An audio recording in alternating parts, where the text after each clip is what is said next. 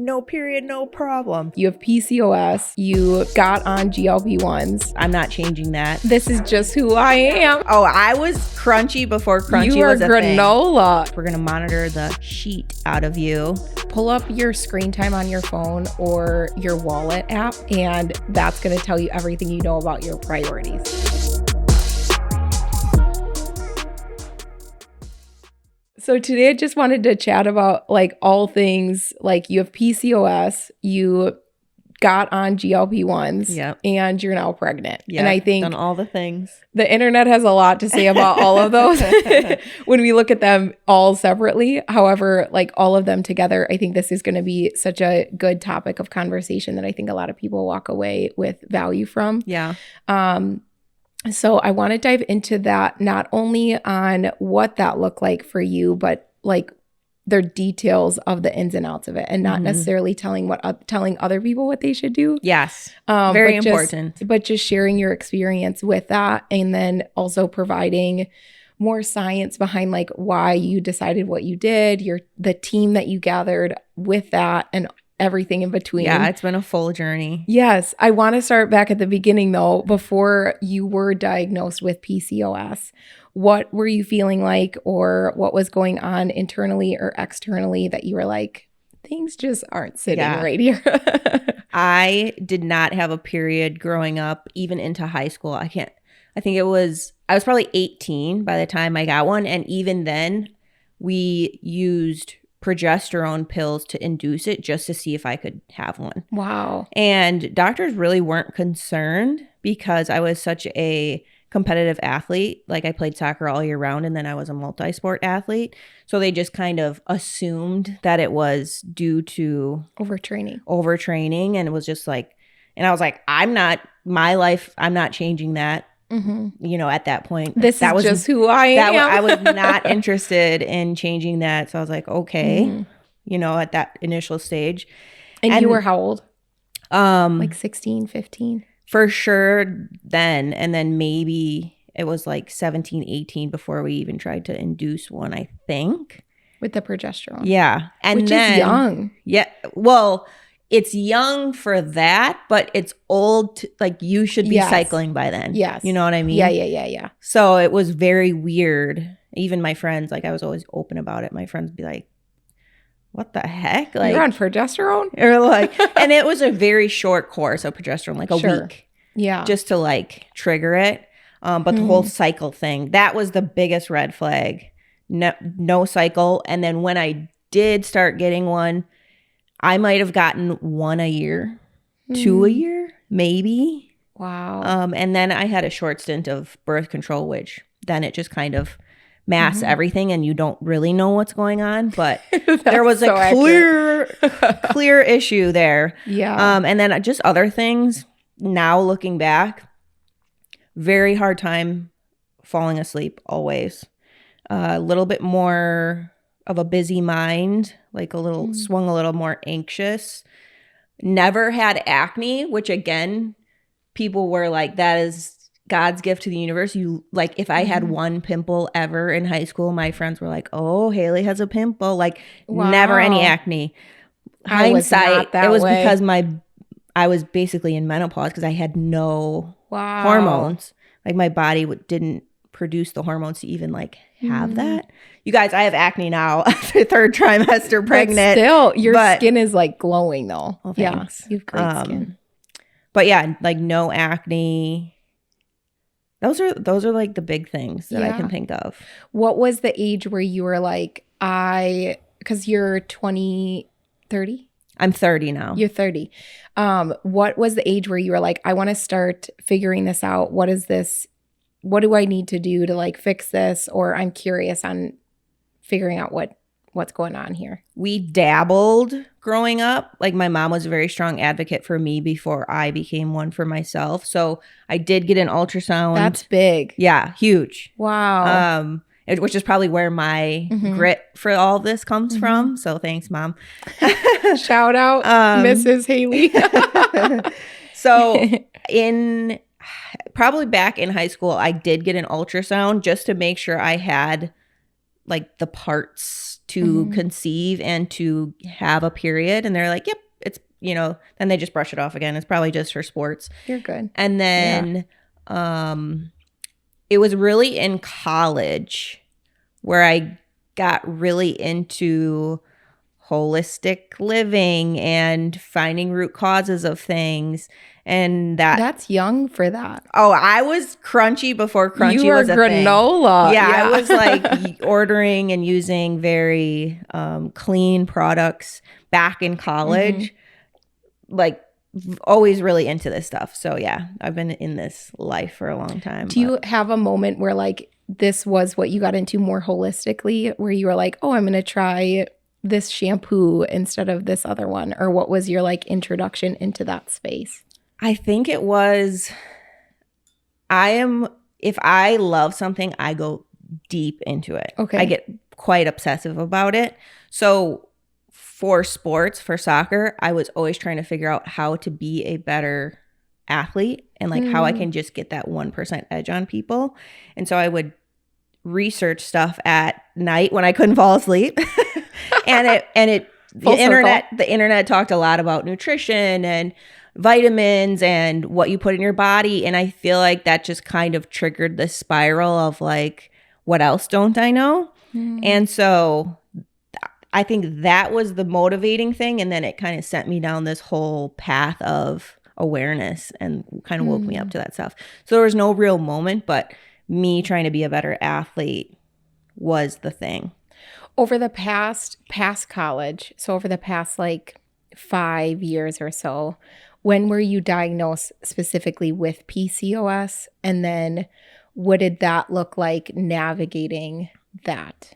So before I got diagnosed, I got diagnosed with PCOS probably 4 years ago, formally, which is not that long ago. Yeah, I was going to say that's pretty recent. Yes, but probably 2 to 4 years before that was when I was really head down trying to figure things out. I just hadn't had a official diagnosis yet. People would kind of tell me, oh, this is maybe going on, but no one was like, you have PCOS, this is the roadmap. It was me trying to figure it out myself, not exactly knowing what it was. And then I started to, maybe my chiropractor could run extra tests, like a Dutch test, if you've ever heard of that. And we'd start there. But a chiropractor can't tell you, they can't diagnose you or anything like that. So That's interesting. Your chiro ran a Dutch test. It was like a holistic chiro where they have extra certifications or whatever where they could more holistically, it makes sense. Yeah. Not your typical chiro where you're like in and out in 5 minutes. A little crunch here and there. So it started there. And then I was like taking tinctures and doing that whole thing. And it was progress, but it still felt very clouded. And like I did not have a direct path of like, this is exactly what is going on. This is the path to healing, yada, yada, yada. So I did that for a few years. And then before I finally found the doctor that I have now, who was like, you have PCOS. This is exactly what's going on in your body. This is the plan. This is the path to healing. When you were feeling clouded and you were figuring things out on your own, that prompted you dabbling into like getting a doctor and getting more answers and advocating for yourself. Yes. What did that like figuring it out on a day-to-day basis look like for you? Or what were you doing on your end to try and either help with the symptoms or anything and everything in between? So reading so many books, listening to so many podcasts, so much scanning of the internet. I would be buying and trying new supplements. I was talking about these tinctures. It was like your, what's your saying? Throwing spaghetti at the wall, where you're noodles at a dartboard. Yeah. That too. That's probably the actual saying. We have this weird thing in our family where my mom just like makes up words and phrases, but she says it with absolute confidence and conviction that you're like, that's right. I love that. That probably is the saying. It's probably throwing spaghetti at the wall, and I just called it noodles at a dartboard. Anyways. So I was doing all those things while living a very healthy life, right? I'm watching what I'm eating, I'm working out, doing all those things. So I was doing stuff and taking action, but it wasn't exactly turning out to the desired goal that I wanted. Yeah, that makes sense. I love that. I feel like it's good to just kind of hear from like what your experience looked like prior to, right? Because a lot of people I think are in that state where they're advocating for themselves and figuring out what that looks like. There's so much.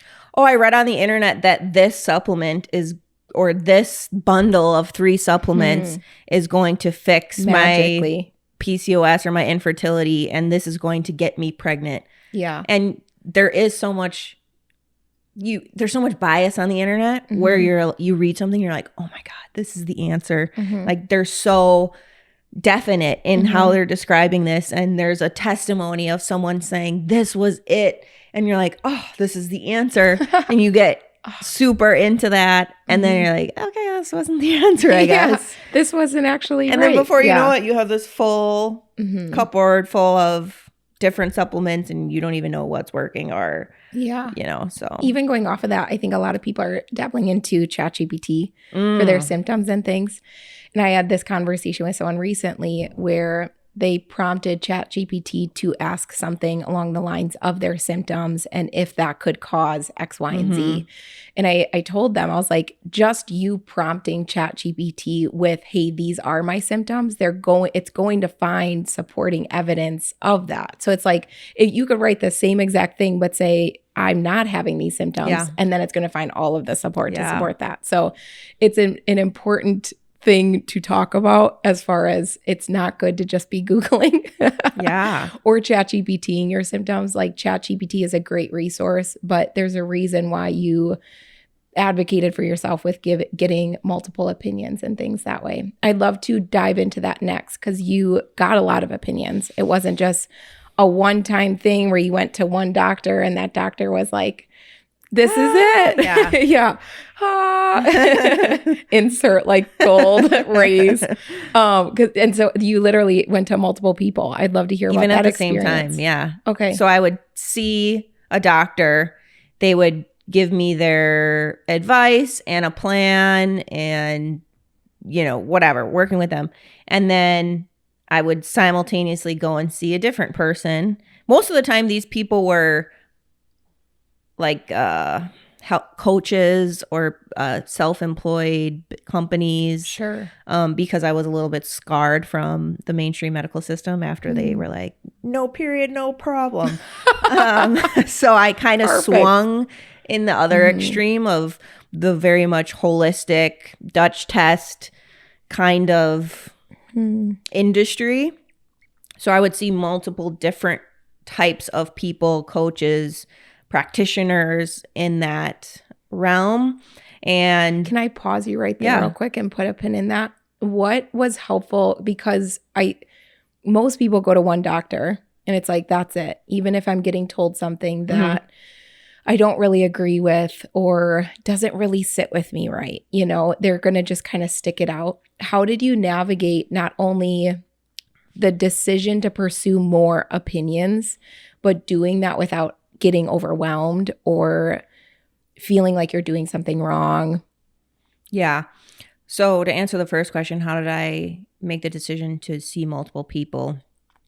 I'm so lucky to be around very high achieving, successful people who know the path to success and have lived it.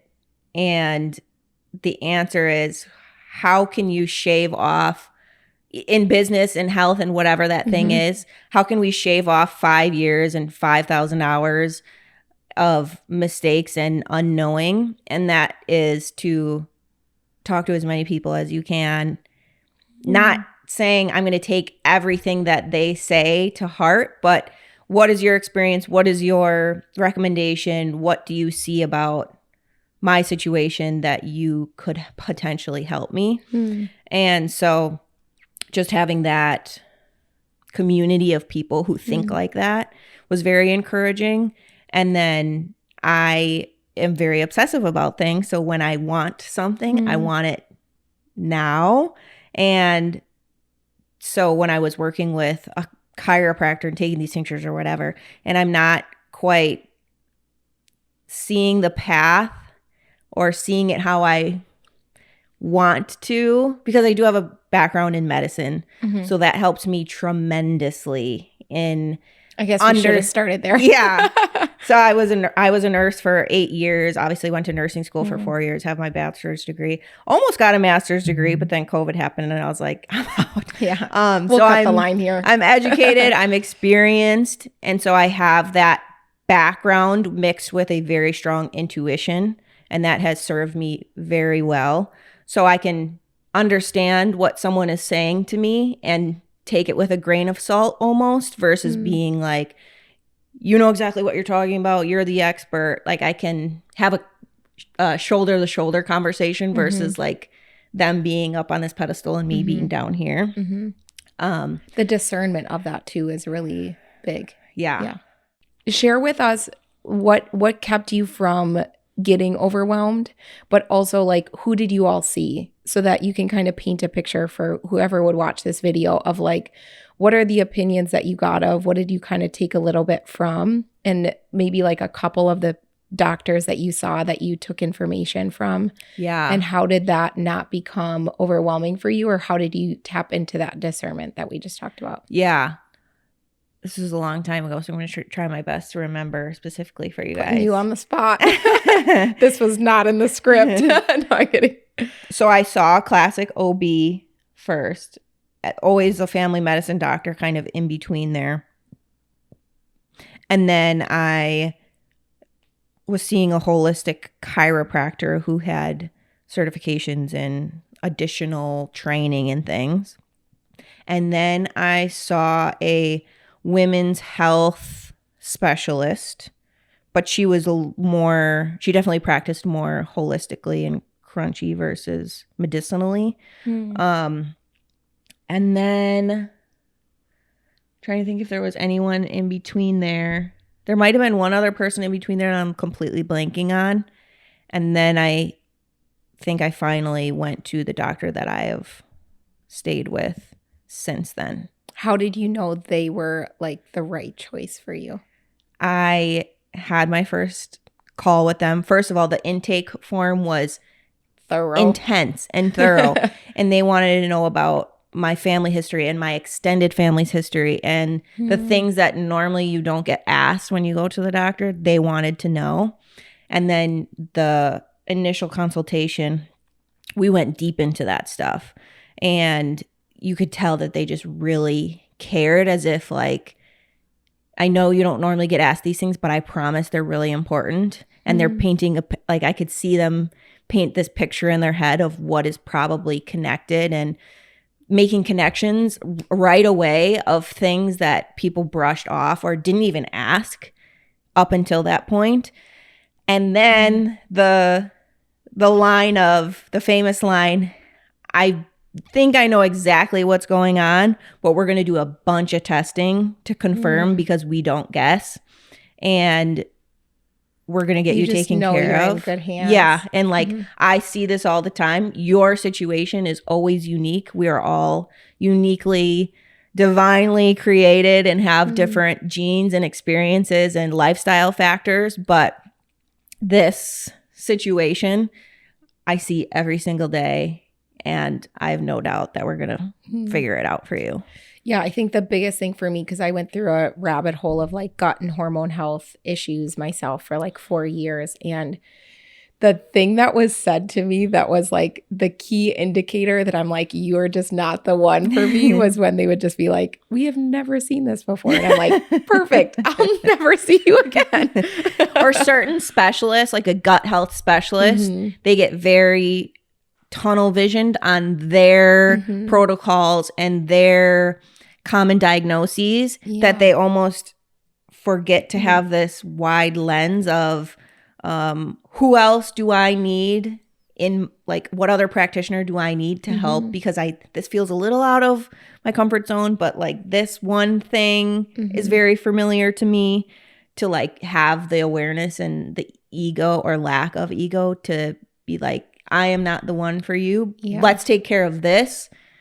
But then I really want you to go see someone else about X, Y, and Z or whatever, you know? Yeah. Once you had that really good team in place, what are things that you started to see shift or pivot or change for you? One thing I forgot to answer before we get to that. How did it not become overwhelming to see all of those people and have all of those opinions? I think my nursing background and how much research I did on my own helped so much. And then I just have fostered this ability to trust myself and have intuition and know that they will all have the answers collectively, but it's up to me to implement what makes sense and what feels the best to me. Like that is up to me. That is my job. That is no one else's job. And so I took that very seriously. So I really became an expert in my own self and my own health, such that it wasn't overwhelming. And it was honestly kind of exciting because I was like, we're taking action and we're making moves. And I am the driver in this journey. So it's not overwhelming. Sure, it's frustrating sometimes, but like I'm ready to go. Yeah. So not taking no for an answer, as well as just being someone who's willing to maybe invest into people that have answers is really key. You're going to spend a lot of time like you did, like figuring it out, even with your background. So for people that don't have that background, this is where investing in your health can become very, very valuable and will save you years of time. And being okay with spending the money and the time and then having the awareness to say, okay, crap, this sucks so much, but this is not the person. You know, I took what I needed from them and it's time to move on. Be willing to step away knowing there's someone else that can help. Just you have to be so relentless. And it sounds so silly. I get that completely. Why would I pay 2 doctors when I have one, or when insurance doesn't cover this one? And that insurance part. I mean, but it goes back to me being a huge believer in you're going to invest now or you're going to invest later. I was willing to invest then so that I didn't have to invest later and cut that timeline down. Like it was so worth it to me. I don't go out. Like that is where my energy, time, and money was being allocated because that is the thing that I wanted more than just about anything else in that period. Pull up your screen time on your phone or your wallet app, and that's going to tell you everything you know about your priorities. Like if you're spending your money out at the bars every single weekend, hundreds of dollars, like you just aren't prioritizing like what not necessarily what you need to. Some people value going out and having fun and all that. But if your gut health and PCOS and your like hormone health and all those things are important to you and you aren't investing in your health in any of those time, like in any of those ways, and your screen time is just scrolling on Instagram rather than watching informational like YouTubes or listening to podcasts, it'll tell you a lot about like how much you actually value those things. I was willing to pick up extra shifts just to be able to pay for some of these people's opinions. You're going to pay a good amount of money for 1 hour of these people's time. Hundreds. I mean, and that's just the cold hard truth of it. But if you, on the flip side, if you're an expert in something, you deserve to be paid. So I'm like, if they have the answer and they've done the 5,000 hours of research and seen all of the patients, it kind of makes sense to pay a couple $100s for an hour of their time if they're going to shave all of that off for me. And going off of that, a lot of women with PCOS or endometriosis do deal a lot with infertility. And it's like, paid off, baby. You know, like that is huge. Like the desire and passion and interest of even just being a mom. Is it worth that dollar amount? I'm sure there's not a dollar amount that this wouldn't be, that you wouldn't be willing to spend for this, to step into this phase. But okay, going back to the doctors, full circle. What specifically was it that like they changed for you, or what did you see shift once you started to kind of build the right team and bring that doctor on to help you? we did extensive diagnostic and lab testing. It wasn't just the typical hormone panel. It was you have like your hormones, and then you have your subhormones, and it was every body system. And it was like the amount of lab work that I got done was crazy, but cool, because it really paints a picture of what is going on. When you're crunchy, you're like, I could Show talk me. I could talk to you for hours. So that was really cool, because they really left no stone unturned in painting this picture of exactly what was going on, and then putting it with my lived story and my symptoms and my experiences and my family history to truly understand what was going on. So This lab is work. so key. Yeah. Not everything separate, but everything working together. So you're not just looking at your gut health. You're not just looking at PCOS or hormones or whatever it may be. We're looking at on how that all impacts My each cycle. other. They're like, send me as far back as you can Yes. for your cycle too. And how does that look in real life scenarios? Yeah. You're living in your body every day. Yes. Your doctor isn't. So that's the only way that they can get all of that information to best advocate for you. So that's beautiful. I got a How vaginal cool. ultrasound. Wow. And then one thing always led to another. So they didn't just stop at any of those things. Like my vaginal ultrasound led to, yes, okay, she has cysts on her ovaries, but there's also a potential misshape in the uterus. So like your uterus is supposed to be kind of like this. And then some of them can be No, just kidding. the shape. Oh my God. Can play a big factor in your fertility or being able to not miscarry. So then they took that even a step further and said, let's get an MRI so that we can truly rule this out or understand exactly what is going on. That led to being like, oh, your uterus shape is actually perfect, but you have a septum in there, which we would have never figured out if we hadn't done the MRI. And a septum is, not to take us off topic, This but is all good. yeah, so a septum. Haley Bieber had a septum. She actually went on a podcast recently. I love her. Even Haley Bieber gets uterine septums. She was just on a podcast talking about this. So a septum is tissue that lives in your uterus, and there can be short, medium, long, and even the long ones, it's like a few centimeters, but in the realm of your uterus, And that's the size. big. Yeah. So the tissue is not vascular, meaning blood does not flow to it. So if an embryo attaches there, they will attach, but then they will not survive because they don't have that blood flow. So it will turn into recurrent miscarriages. Some people, they carry fine with them and they never know that they have them because it's just because that embryo didn't attach there and it didn't, cause any issues. But there's a lot of people who have recurrent miscarriages, come to find out they have this septum and had no idea. So the vaginal ultrasound turned into an MRI, which turned into, hey, you have this septum. It could be fine, and you could just try to conceive with it, or we can take it out and then know that it's not a problem. So that led to then a surgery of me getting my septum removed, because I'm like, I'm not messing around with that if I know what's in there. Yeah. Like, I've come this far. Yeah. I've not come this far to, Just only come this far. Let's get it taken care of. And then I literally got pregnant like 2 weeks after my surgery, Wow. which, yeah, crazy. Crazy. So anyway, back to what they did. They literally just left no stone unturned. One thing led to another thing, led to another thing. You start medications. I saw them religiously every 3 months for 2 years. I'm checking in with them. I'm getting blood work done. Like we were in it. It was not just a, let's do this and then see you in 6 to 12 months or whatever. It was like, we're doing it. We're implementing.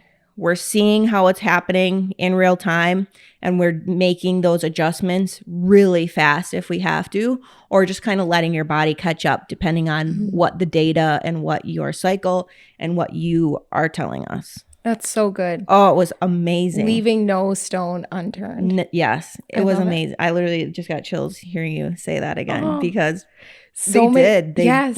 They went as deep as they needed to down the rabbit hole to figure it out. Get me. Oh my God, I'm so sorry.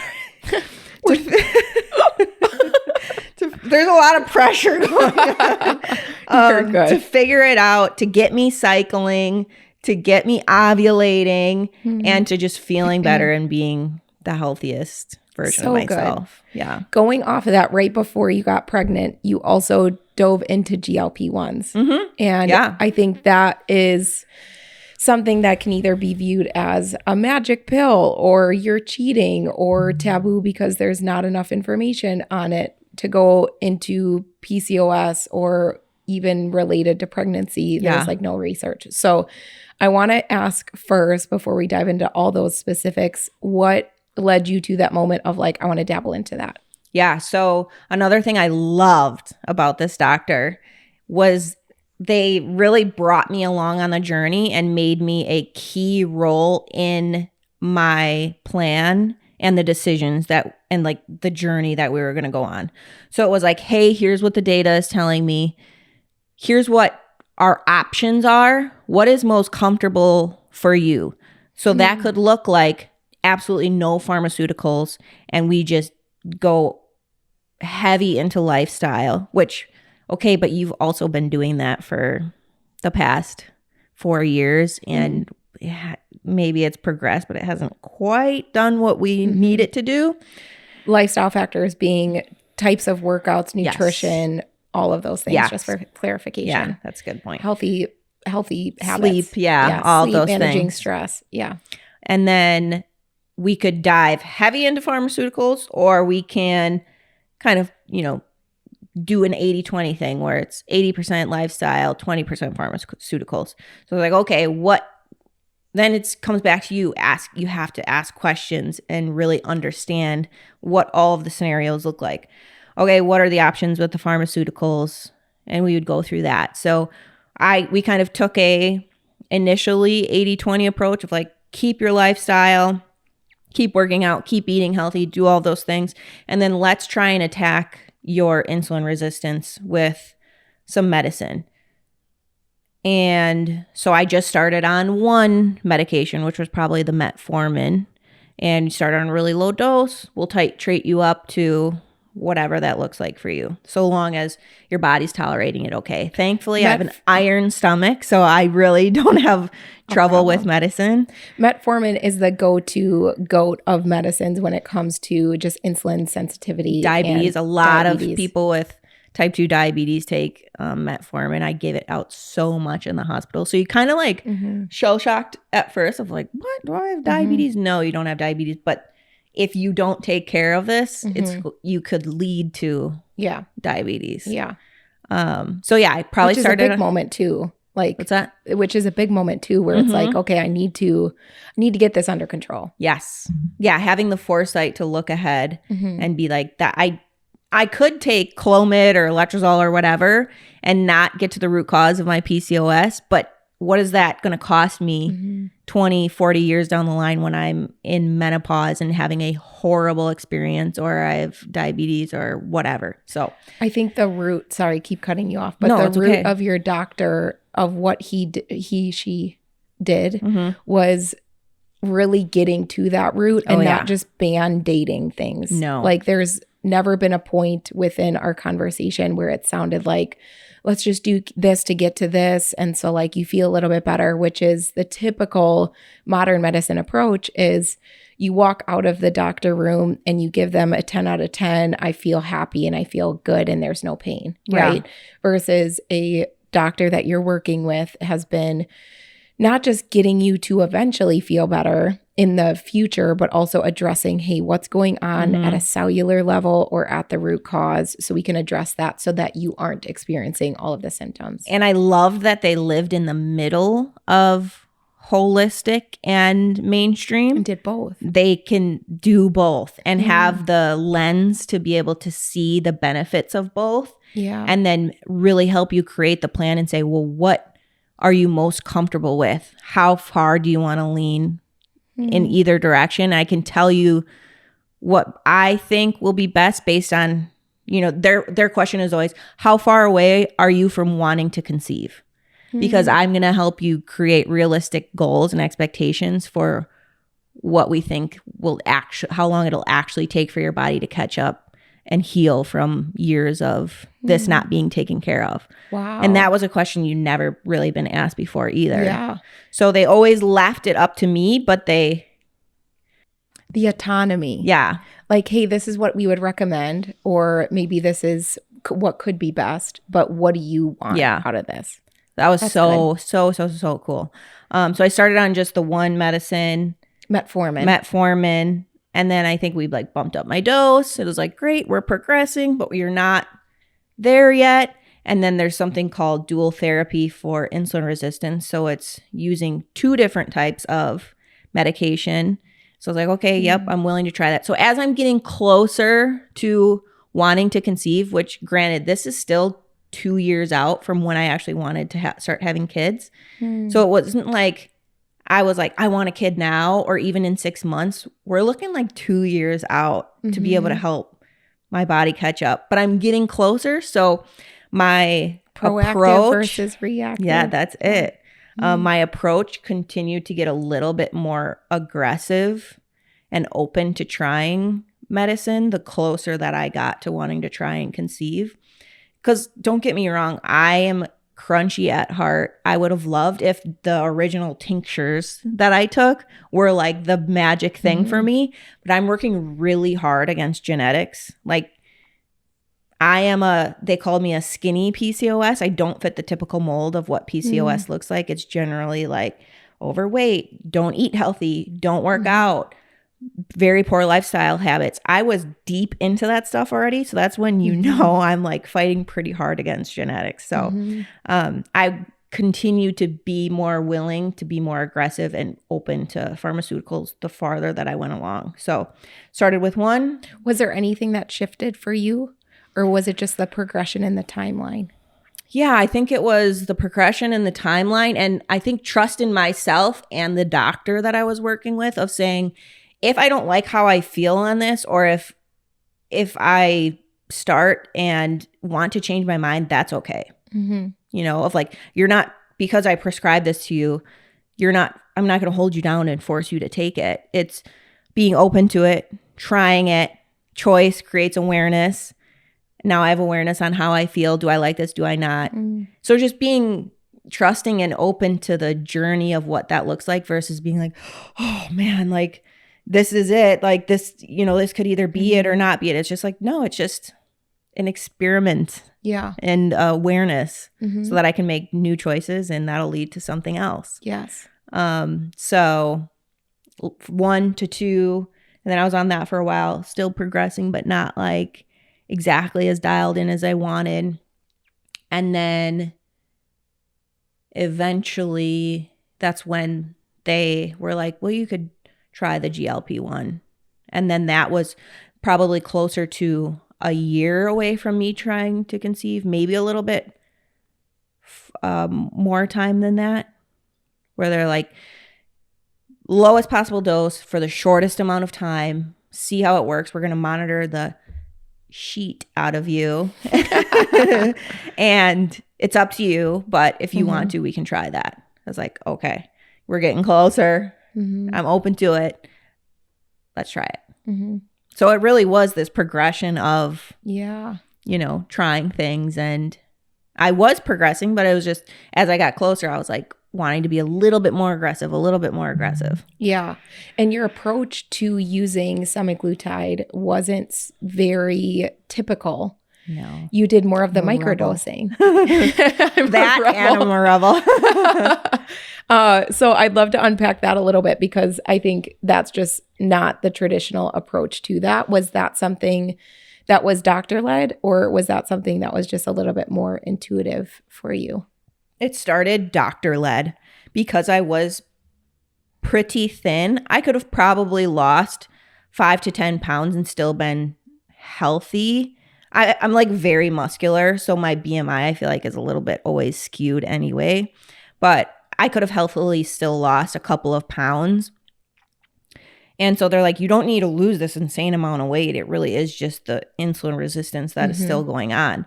So they were like, we want to do a super low dose for as short amount of time as possible.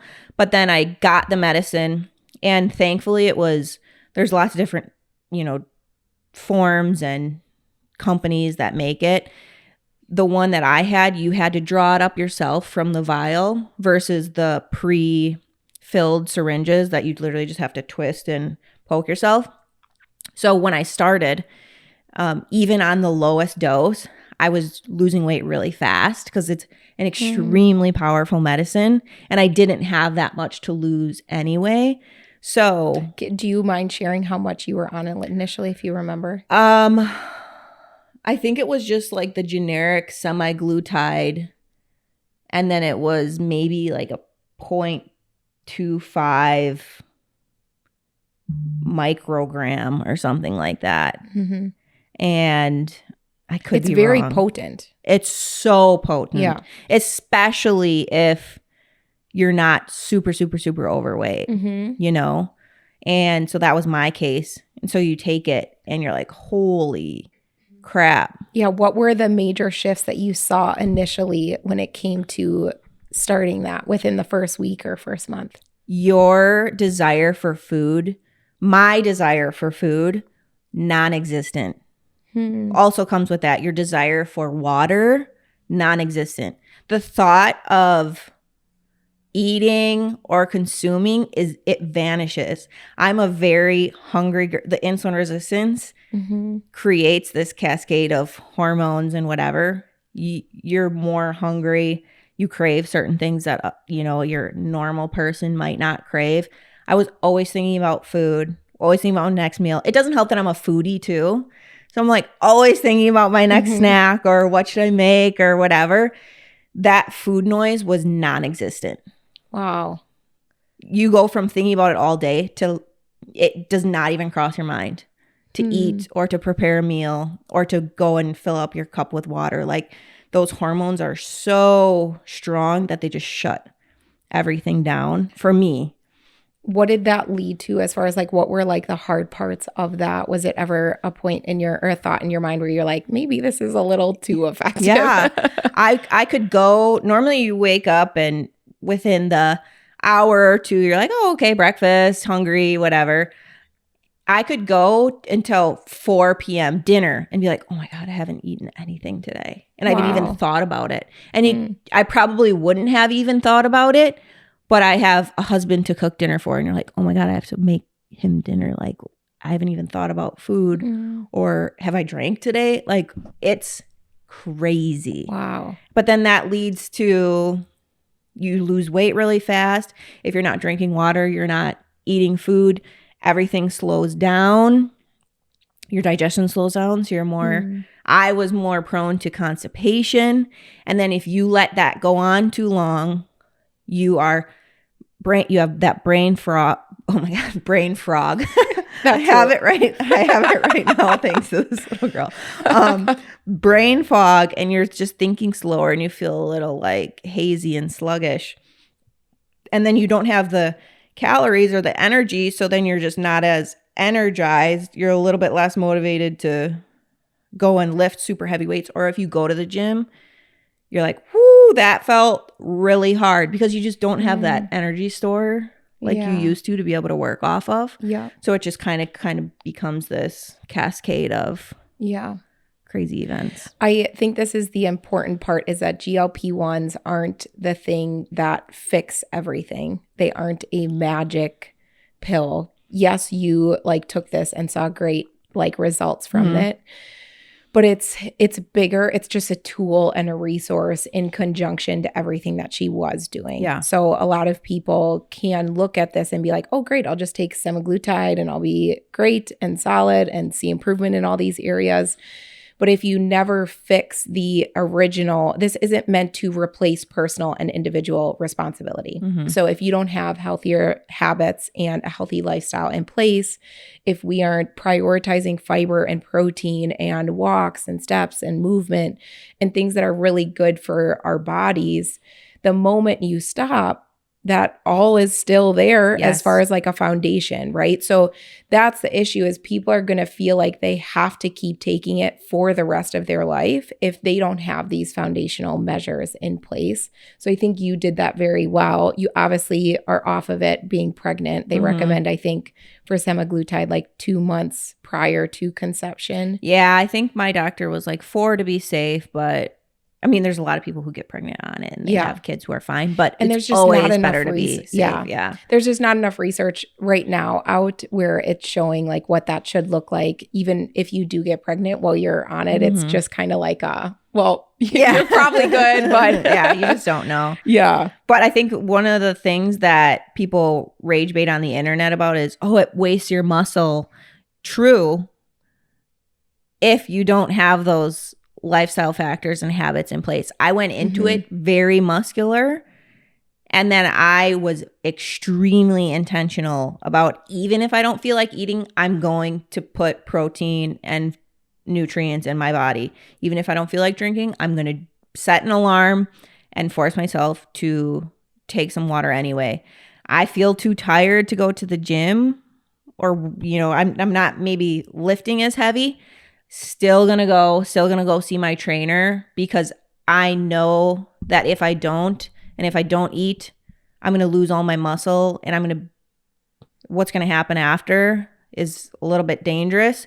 So I have to be intentional in keeping these really good habits, because otherwise you're gonna get super thin, you're gonna waste the muscle, and then eventually you're gonna come off of it, and then you can be skinny fat. Yeah, literally.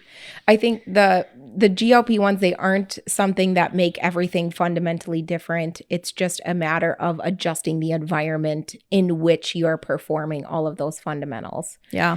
It makes it easier in some regards, and then it makes it harder in others, For sure. And if you aren't prioritizing protein and have PCOS and aren't prioritizing fiber and aren't weight training or moving your body prior to getting on those, then you hit a point where you are dabbling into wasting away muscle and things that actually do matter. And most women want curves in a good way. They want the muscle tone. If they're taking it for weight loss purposes solely, it's like you want a fit look, and that doesn't come without having those measures in place beforehand. And I think that's so big.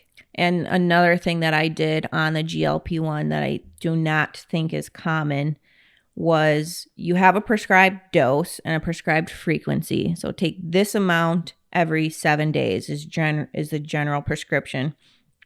I was losing weight very fast, to the point where I was like not comfortable with it. I was seeing the results, but I was like, we're swinging too heavy in the other direction. And so I would be completely transparent with my doctor about this, but I'd either like bump my dose out, so I wouldn't be taking it every 7 days. I might take it every 10, or like skip a week completely, because it is a long acting drug. So it's not like things are just going to change. It was just allowing my body to like have that little bit of reprieve. And then, or like lowering my dose, because it was a syringe that I had to fill by myself, and not recommending that whatsoever. I think the core of what I'm trying to get across is, just because someone tells you to take something, that doesn't really mean, again, they're not going to force you and hold you down and, put it in your body. You have the ability to know yourself and know your situation and say, I'm not really comfortable with where this is going. Can we have a different plan? And they were okay with me doing that, so it was an open communication of making a different choice with the original prescribed amount or frequency. Yeah, I think a lot of with what you're saying, even with that, going back to PCOS, a lot of people overcomplicate even PCOS, like not even dabbling into any sort of drugs or things that way. Because people will be like, okay, just cut out all carbs or make extreme shifts. And it's really not so much about those rigid actions. It's more about finding something that provides the like glucose stability that supports the lifestyle that you live and all the benefits that you're wanting to see impact your lifestyle as well. You know, do you think like people just massively overcomplicate? I think that they don't know what is going on and they don't have a full picture of what is going on. So then that creates complications because then there's a million different things on the internet that tell you what you should do. And that's where the noise and the complication comes in because there's no clear path to what is going on. They're just kind of guessing. And that's a really scary place to be in because I've been there too. It's just so much easier to live in extremes. You know, I'd rather cut out all carbs or go on a GLP-1 or something like quick and extreme rather than getting the foundation in place as well. Yeah. And that leads to the overcomplication, I think. Yeah. It is. I mean, and it is a complicated, our bodies are complicated. There's so many systems and different things that can affect what is going on inside our body. So again, that's why it's just so freaking important to get a full picture of exactly what is going on so that it doesn't feel so complicated. Yeah. It's like, we're going to tackle this and then that's going to help this and then we're going to tackle this. And then suddenly it's clear. Yes. And I feel like that's the approach that you took in everything, even going from using this to manage PCOS to getting off of it and then transitioning into your fertility journey.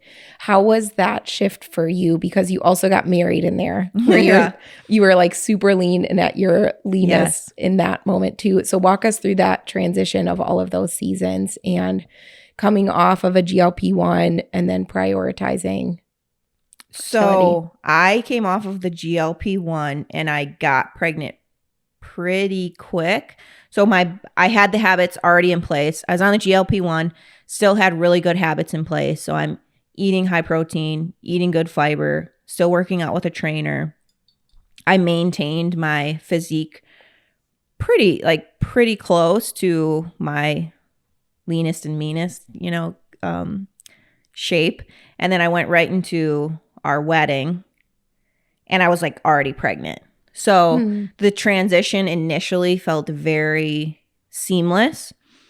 And then but then you're pregnant. So it's like, is it because you're not on a GLP-1 or is it because you're pregnant? It's probably more the pregnancy thing and your body trying to figure it out. So I'd say that's something that's a little gray for me because I did it for the first time.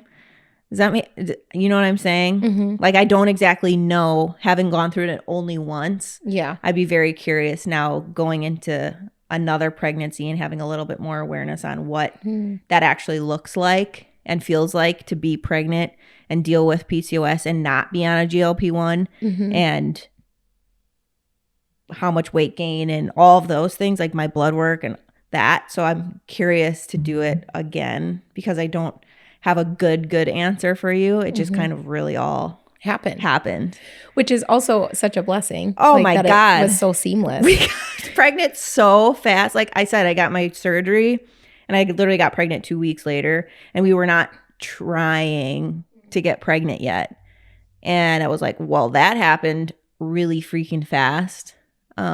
So yeah, crazy. Yeah. In the best way. I think that's just a testament to you truly being proactive versus reactive. When you are, it becomes seamless that way. When you get your body in a place where it is dialed, it's meant to get pregnant and procreate. So it's like, oh, game on. I finally get to like show up for what I've been wanting to this whole time. And so I was in a really good spot hormonally, cycling, all of those things. So it was like, I know exactly what to do. You've given me everything I need. I'm just going to take it and run with it. And it was like, boop. I love that. Yeah. This discussion's so important. And I think the biggest thing that I want people to walk away with is not we're promoting GLP-1s or that we're not promoting them. It's more so advocate for yourself. And I think that that's so key. Like if you're not advocating, you're kind of missing out on a lot of time and energy that could be spent elsewhere. And starting before you're ready. So I started this journey years before I knew I was even close to wanting kids. And then just as I got closer, got more and more aggressive. And I had more awareness and more, I had those doctors that I needed, thank God, by the time that I was like, okay, I'm getting very close to wanting kids versus starting, I want kids now and it's not working. Oh my God. You know, an average person, and this is not to say, like, I'm not trying to project that on everybody. I'm just saying, be aware of what is going on.